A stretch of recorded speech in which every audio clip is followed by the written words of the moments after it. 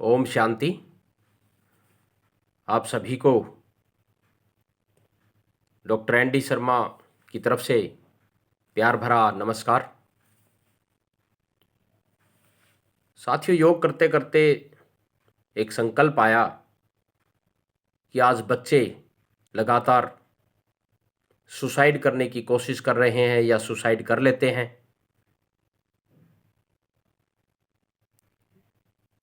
इन सब का मूल कारण क्या है? एक डॉक्टर होने के नाते, एक सामाजिक व्यक्ति होने के नाते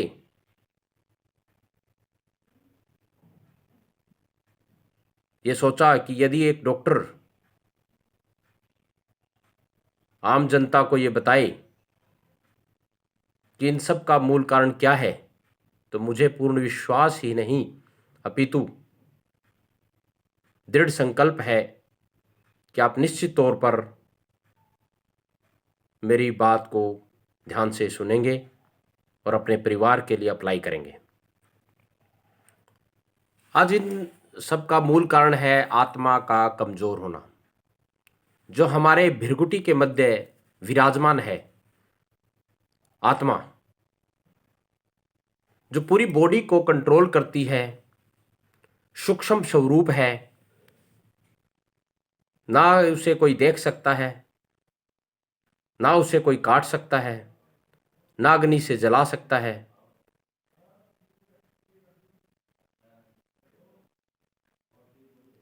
तो ऐसी आत्मा का कमजोर होना इन सब का मूल कारण है। आज हर व्यक्ति सुबह से शाम तक टेंशन में है, डिप्रेशन में है, एंजाइटी में है।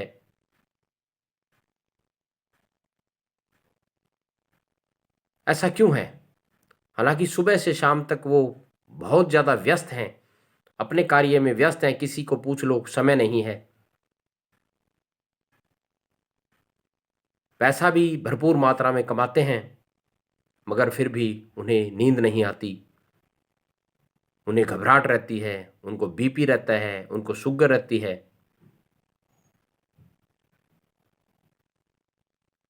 सबसे पहले तो मैं यही कहना चाहूँगा कि अपने बच्चों को, स्वयं को, परिवार को सुबह सुबह अमृत वेला उठ करके, अमृत वेले का समय होता है 3:30 से 5 बजे तक का, कोशिश करें कि सुबह 3:30 बजे ही उठें। देखा होगा आपने, सब अपने परिवार में, गांव में लोग ज़्यादातर स्वस्थ रहते हैं। उसका मूल कारण यही है कि सुबह सुबह अमृत वेला उठते हैं, उठ करके अपने सभी कार्य करते हैं। तो शहरी वासियों से, जो शहर में रहने वाले भाई बहनों से, जो गांव में भी जो नहीं उठते हैं, उनसे भी मैं निवेदन करूंगा कि सुबह जल्दी उठें, 3 से 4 गिलास पानी पिएं। पानी पी करके योग इत्यादि करें। परमपिता परमात्मा से योग करें, स्थूल योग करें।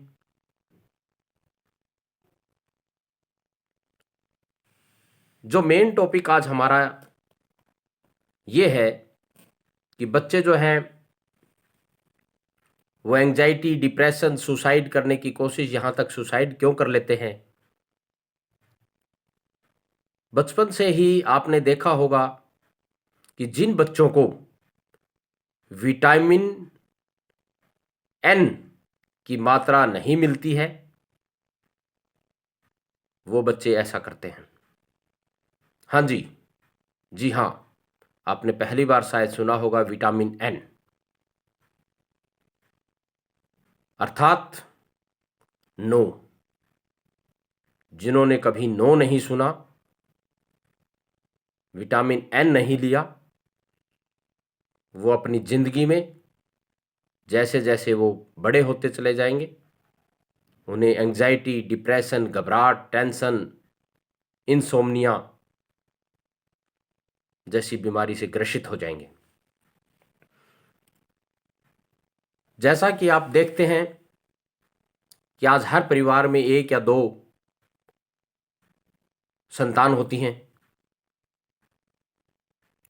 जैसे ही जो बच्चा है वो डिमांड करता है, छोटी उम्र से ही खिलौनों की डिमांड करता है, विभिन्न विभिन्न प्रकार के खाने की डिमांड करते हैं।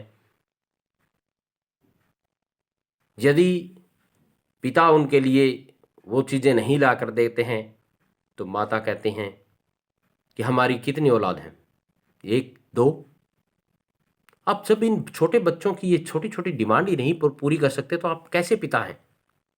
ऐसा कह कर के उन्हें इमोशनल ब्लैकमेल किया जाता है।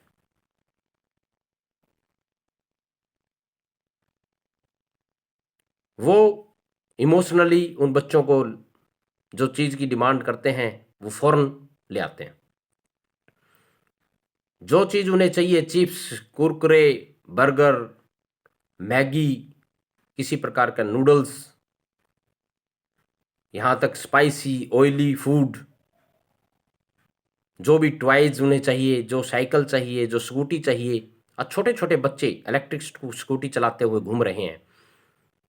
2 कदम पे उनके ट्यूशन होती है, मगर वो स्कूटी लेकर के जाते हैं। उनकी एक्सरसाइज़ हो ही नहीं पाती है। अब शुरू से ही 2-3 साल की उम्र से ही बच्चे खाना नहीं खाते हैं। मैं कहता हूँ कि डाइनिंग टेबल पर एक ही खाना परोसा जाए, जो पूरा परिवार खाता है। यदि आप 10 प्रकार का खाना उनके सामने रखेंगे और उनसे पूछेंगे, बेटा आप कौन-सा खाना खाएँगे? कोई बात नहीं, रोटी नहीं खानी, सब्ज़ी नहीं खानी, ब्रेड खा लो, ब्रेड पकोड़े खा लो, समोसा खा लो, कुरकुरे चिप्स खा लो। उनकी माता कहेगी, चलो खाना नहीं खाया, कुछ तो खाया, मेरी आत्मा को सुकून मिलेगा, मेरे मन को सुकून मिलेगा, मेरे को तसल्ली मिल जाएगी। ऐसा मत कीजिए। मेरा डॉक्टर होने के नाते आप सबसे ये निवेदन है,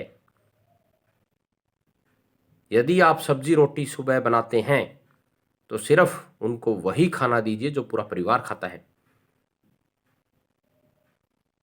यदि आप उनको ऑप्शन देंगे, वो नहीं खाएंगे, वो कहेंगे मैं तो नहीं खाता, आप फौरन दूसरा खाना दे देंगे, तीसरा दे देंगे, या तीसरे प्रकार का कोई फास्ट फूड इत्यादि से उसका पेट भर देंगे, वो उसकी आदत बढ़ जाएगी, वो आदत बन जाएगी, वो सबकॉन्शियस माइंड में उसके फीड हो जाएगा कि भाई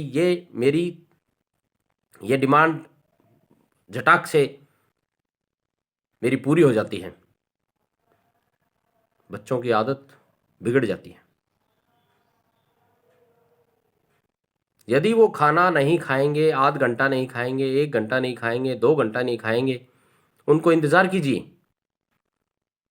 8 घंटे, 5 घंटे, 10 घंटे, 1 दिन नहीं खाएंगे, कोई फ़र्क नहीं पड़ता है, वो भूखा मर नहीं जाएगा, लेकिन उसके एक सबकॉन्शियस माइंड में ये 100% फीड हो जाएगा कि खाना तो बेटा खाना पड़ेगा, लेकिन यही खाना पड़ेगा जो पूरा परिवार खाता है।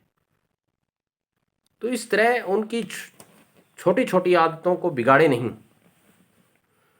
क्योंकि विटामिन यदि N आपने उनको भरपूर मात्रा में नहीं दी, तो जैसे-जैसे वो बच्चे बड़े होंगे, उनको नो सुनने की आदत नहीं होगी, ना सुनने की आदत नहीं होगी, और जो चीज़ नहीं मिलेगी तो वो उनकी आत्मा इतनी कमज़ोर ऑलरेडी है कि उन्हें हमने बचपन से ही लड़ना नहीं सिखाया है, उन्हें मजबूत होना नहीं सिखाया है। एक छोटा सा एग्जाम्पल देता हूँ। जैसे गेहूं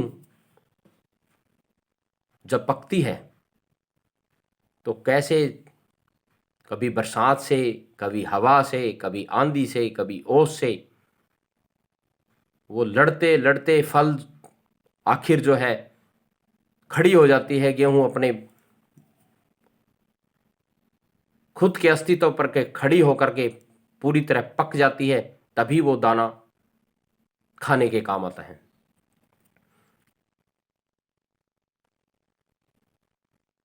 इसी तरह कोई भी पौधा हो,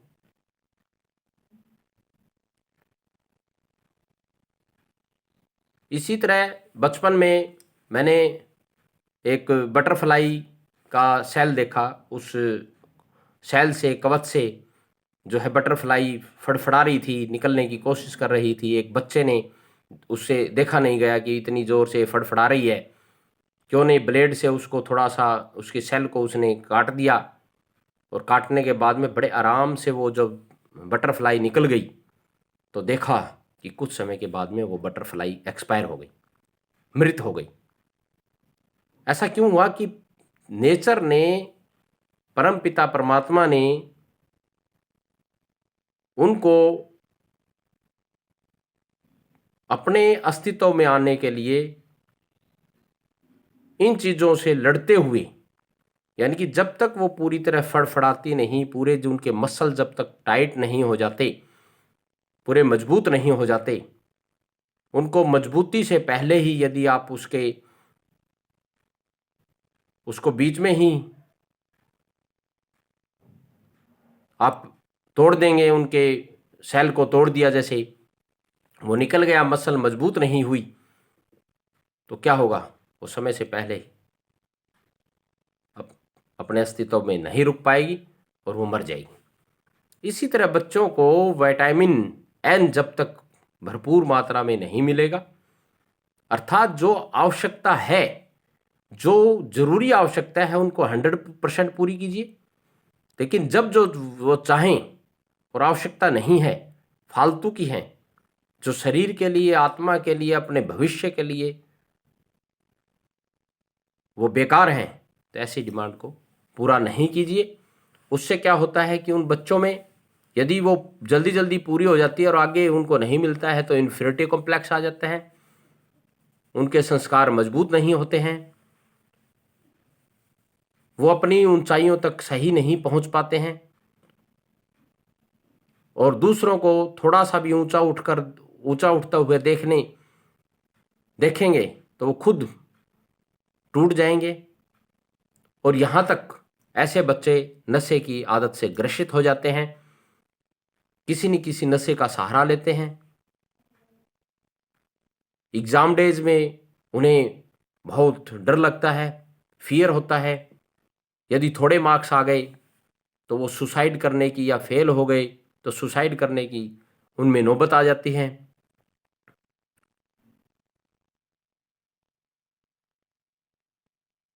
तो यही मैं अभिभावकों को कहना चाहूँगा कि बच्चों को बचपन से ही मजबूत करें, समय से उठाएं,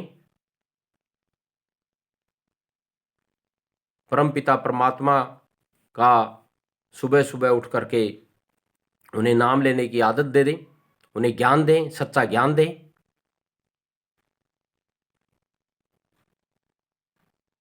ताकि वो बच्चे भविष्य में एंग्जाइटी, डिप्रेशन, इंसोम्निया, अनिद्रा से ग्रसित ना हो। धन्यवाद। ओम शांति।